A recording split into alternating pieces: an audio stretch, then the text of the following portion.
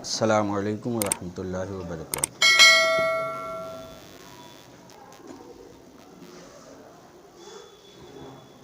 اعوذ باللہ من الشیطان الرجیم،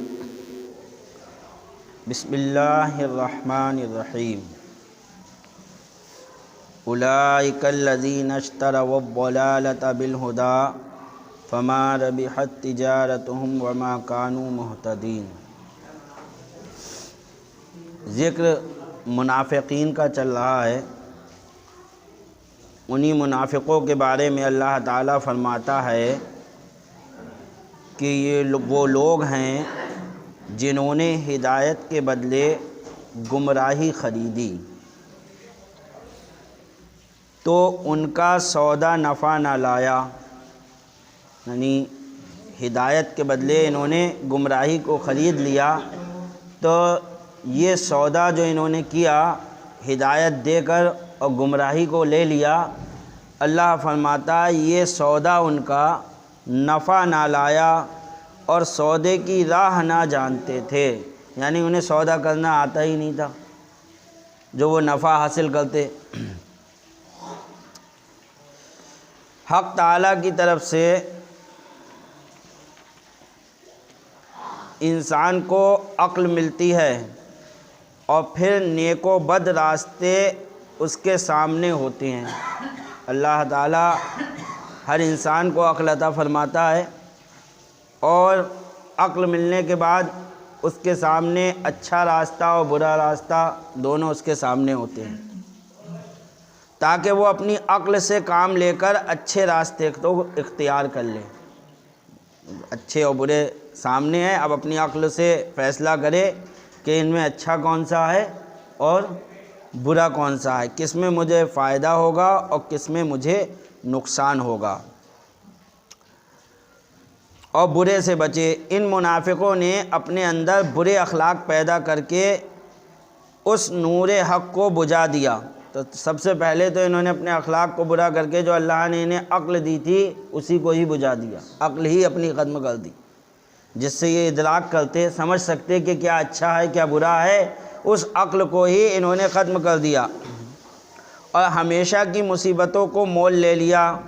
انہوں نے کلمہ توحید کی صرف یہ قیمت جانی کہ اس کے ذریعے دنیاوی نفع حاصل کر لیے، حالانکہ آخرت کی نعمتوں کے مقابل میں ان نفعوں کی کوئی حقیقت نہیں۔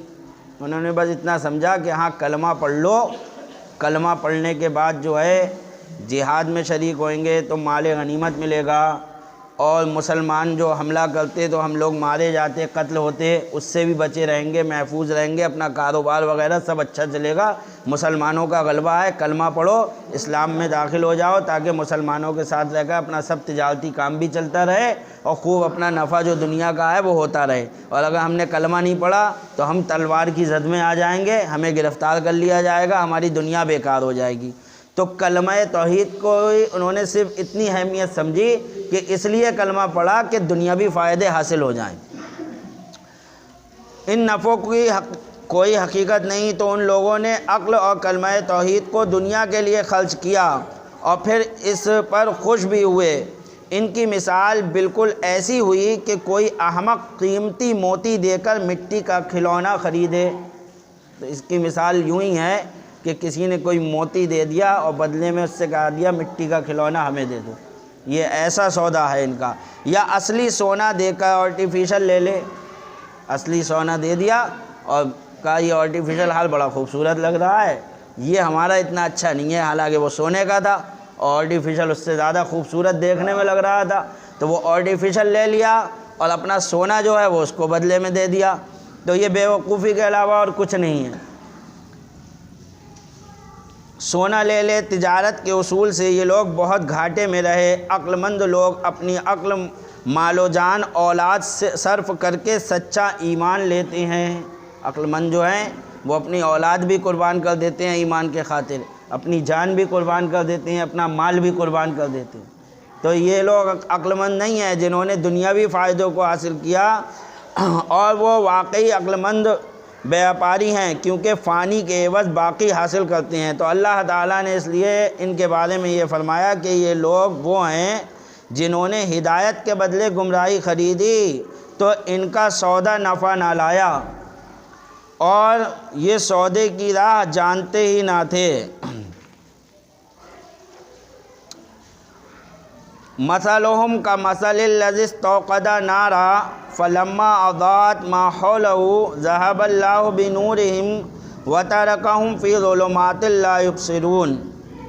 فرماتا ہے ان کی کہاوت اس کی طرح ہے، مثال دے کر سمجھا رہا ہے اللہ تعالیٰ کہ ان منافقوں کا حال جو ہے یہ اس کی طرح ان کی کہاوت ہے جس نے آگ روشن کی۔ ایک شخص ہے، اس نے آگ جلائی، آگ روشن کی تو جب اس سے آس پاس جگمگا اٹھا، تو جب آگ جلائی تو روشنی ہوئی اور آس پاس کا سب جگمگا اٹھا، اللہ ان کا نور لے گیا اور انہیں اندھیروں میں چھوڑ دیا کہ کچھ نہیں سوجھتا۔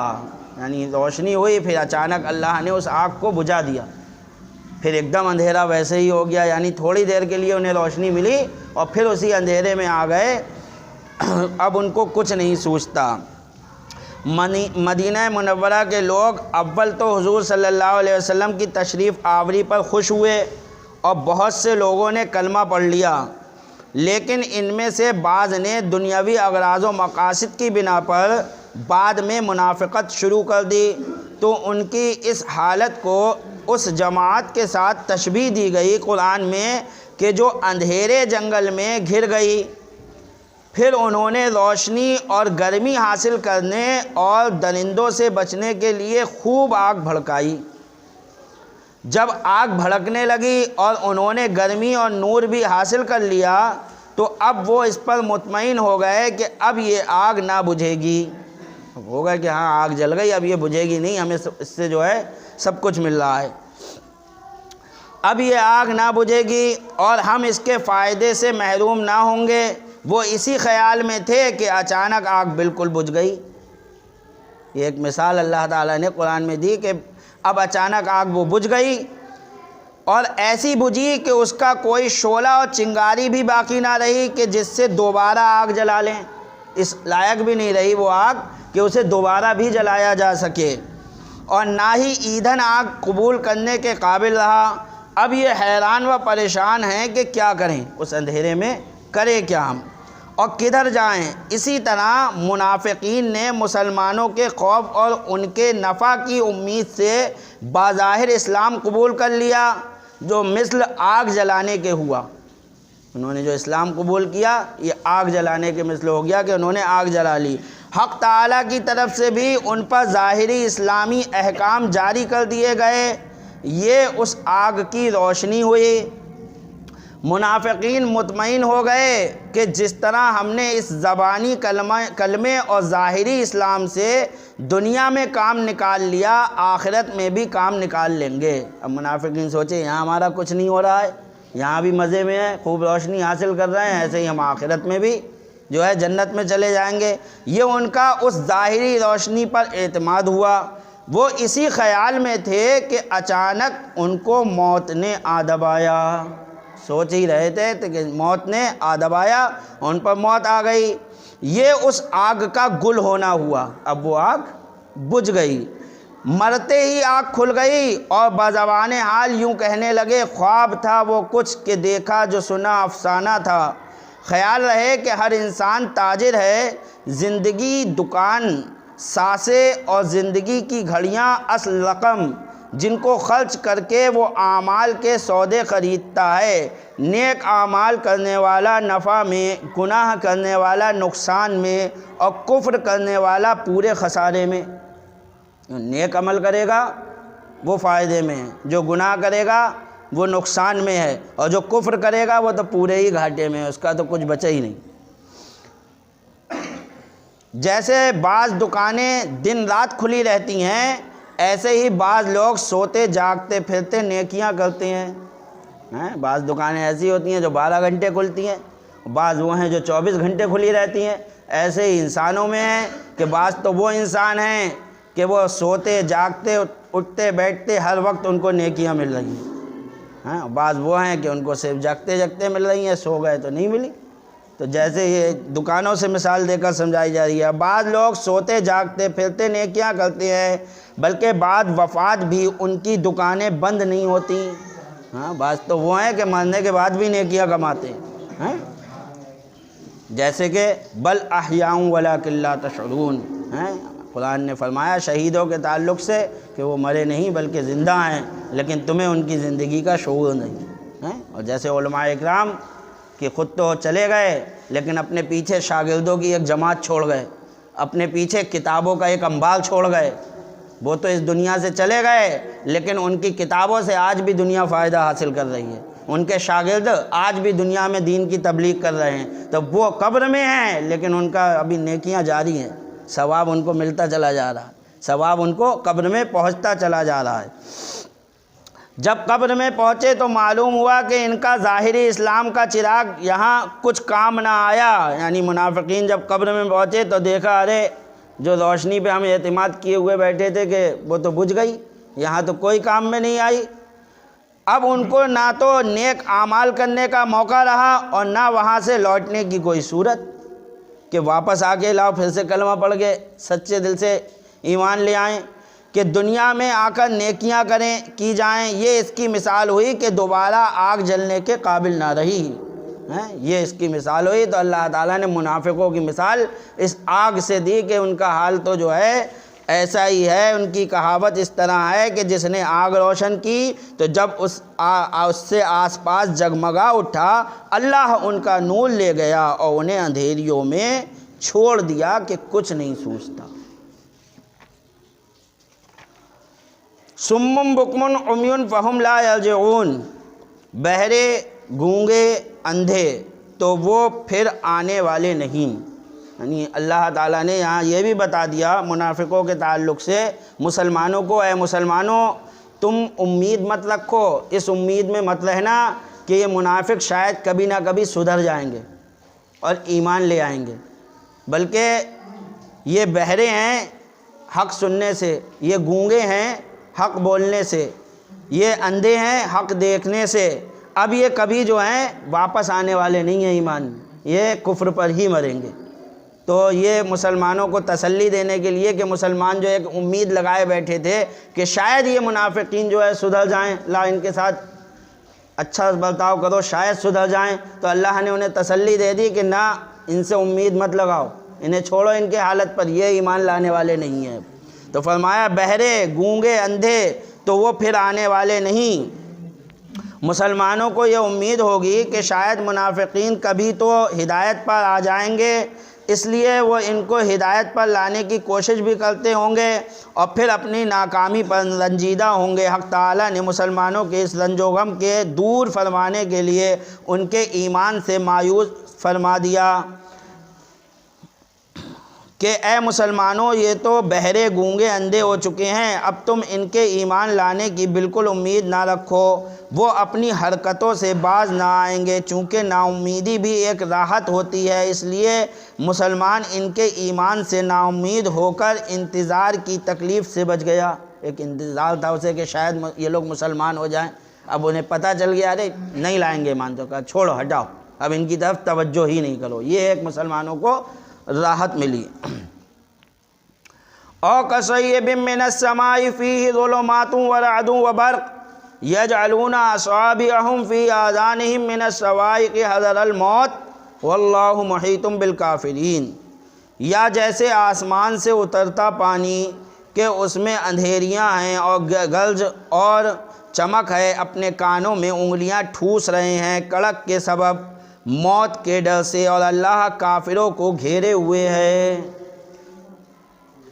اس آیت کا شان نزول بتا رہے ہیں کہ منافقوں میں سے دو شخص حضور صلی اللہ علیہ وسلم کے پاس سے مشرکین کی طرف بھاگے. راستے میں یہی بارش آ گئی جس کا اس آیت میں ذکر ہو رہا ہے. اس میں سخت گرج اور چمک تھی. ان کا یہ حال ہوا کہ جب گرج ہوتی تو کانوں میں انگلیاں ٹھوس لیتے کہ کہیں اس سے ہمارے کان نہ پھٹ جائیں، اور جب چمک ہوتی تو چلنے لگتے، جب اندھیری ہو جاتی تو ٹھہر جاتے. آپس میں کہنے لگے کہ شاید اس گناہ سے ہم پر مصیبت آئی ہے، خدا خیر سے سویرا کر دے تو ہم حضور کی خدمت میں واپس جا کر ان کے ہاتھ میں ہاتھ دے دیں گے۔ رب نے ان پر فضل فرمایا، اس مصیبت سے نجات کی، انہوں نے ایسا ہی کیا کہ سچے مسلمان بن گئے اور پھر اسلام پر صحیح معنی میں قائم رہے۔ اس موقع پر یہ آیت کریمہ اتری، حق تعالیٰ نے ان کے اس واقعے کو باقی منافقین کے لیے کہاوت بنایا اور اس قصے کو ان کی روش پر منطبق فرمایا۔ بعض منافق نفاق میں پختہ تھے، جن کے ایمان میں آنے کی کوئی امید نہ تھی، ان کے لیے پہلی مثال تھی۔ بالکل منافقت میں پختہ ہو گئے تھے، ان کی پہلی مثال دی اور اللہ نے فرما دیا یہ بہرے ہیں، گونگے ہیں، یہ ایمان والے نہیں ہیں۔ اس لیے وہاں فرمایا گیا کہ بہرے، گونگے، اندھے ہیں، اب نہ لوٹیں گے۔ بعض منافق نفاق میں کمزور تھے، جن کے ایمان کی امید تھی، ان کے لیے یہ دوسری مثال ہے۔ اس لیے اس آیت میں ارشاد ہوا کہ قریب ہے کہ بجلی ان کی آنکھیں اچک لے، یعنی اچکی نہیں ہے، قریب ہے کہ اچک لے، لیکن وہ لوگ بچ گئے، اللہ نے ان کو توفیق دی اور وہ ایمان لے آئے۔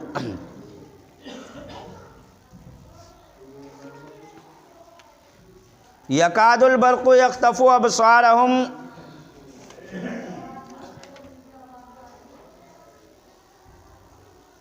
یکاد البرق یخطف ابصارہم کلما اضاء لهم مشوا فیہ واذا اظلم علیہم قاموا ولو شاء اللہ لذہب بسمعہم وابصارہم ان اللہ علی کل شیء قدیر۔ بجلی یوں معلوم ہوتی ہے کہ ان کی نگاہیں اچک لے جائے گی، جب چمک ہوئی اس میں چلنے لگے اور جب اندھیرا ہوا کھڑے ہو گئے، اور اللہ چاہتا تو ان کے کان اور آنکھیں لے جاتا، بے شک اللہ سب کچھ کر سکتا ہے۔ لیکن اللہ تعالیٰ نے ان پر رحم کیا اور وہ لوگ ایمان لے آئے۔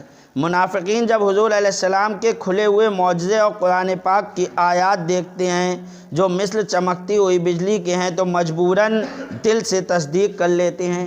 جب سرکار کے معجزات دیکھتے تو دل سے تسلیم کر لیتے، ارے اسلام سچا مذہب ہے۔ جیسے کہ مسافر اس روشنی میں کچھ چل لیتے ہیں اور پھر شکوک اور شبہات کی تاریکی میں آ کر رک جاتے تھے، یعنی جب کوئی ان پر پریشانی آتی، مصیبت آتی تو کہتے ارے اسلام سچا مذہب نہیں ہے، اگر اسلام سچا مذہب ہوتا ہم فالتو اتنی بیماریوں میں گھر رہے۔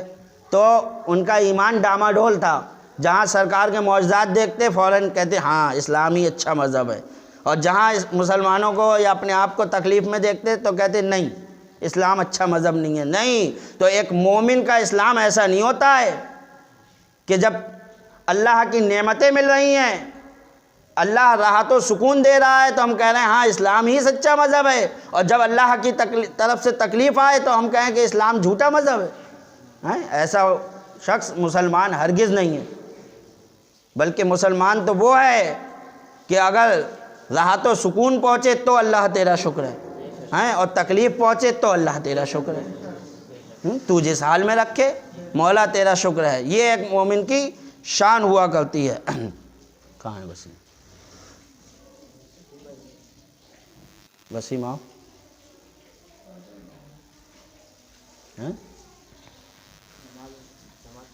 نماز کے بعد نہیں، ابھی کہہ لو جو کہنا یہ